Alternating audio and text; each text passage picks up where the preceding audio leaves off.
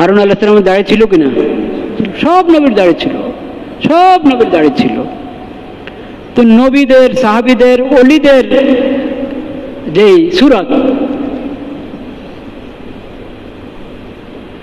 এটা তো পছন্দ হবেই সকল মুমিনের, অবশ্যই পছন্দ, কিন্তু পেরে উঠে না। এই পেরে ওঠার জন্য হিম্মত, সাহস। যাই হোক, তো দাড়ি রাখবো তারপরে হজ করব তা না। হজ করেন, হজের বরকত আল্লাহ দাড়ি রাখায় দিবেন। হজ করেন, হজের আগেই নিয়ত করে ফেলেন, হজের আগেই দাড়ির নিয়ত করে ফেলেন, আর ধরবো না, আর খুর লাগাবো না। নবী করিম সাল্লাল্লাহু আলাইহি সাল্লামের কাছে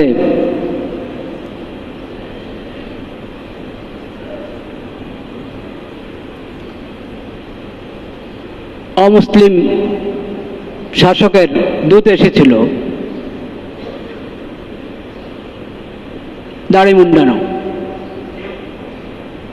নবী করিম সাল্লাল্লাহু আলাইহি সাল্লাম চেহারার দিকে তাকাতে পারেননি। বলেছিলেন, এমন কেন?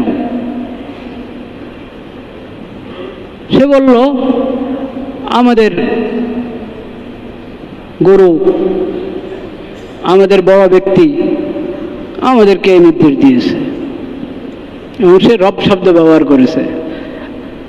আমাদের রব আমাদেরকে এরকম বলেছে যে দাড়ি মুন্ডাতে।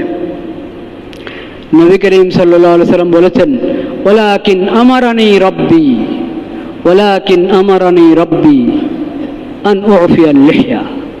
কিন্তু আমার রব, রব্বুল আলামিন, আমাকে নির্দেশ দিয়েছেন দাড়ি লম্বা করতে, দাড়ি লম্বা করতে, মোচ খাটো করতে। ভাইরা আমার, তো দাড়ি রাখতে পারছি না, রাখা হচ্ছে না, এজন্য হজ বিলম্ব করবেন না কখনো। বরং হজ সামর্থ্য হয়েছে, তৌফিক হয়েছে, হজ করে ফেলেন এবং সেখানে ভালোভাবে চেষ্টা করেন, মুজাহাদা করেন, দোয়া করেন, আল্লাহ তাআলা তৌফিক দিয়ে দেবেন দাড়ি লম্বা করার ইনশাআল্লাহ।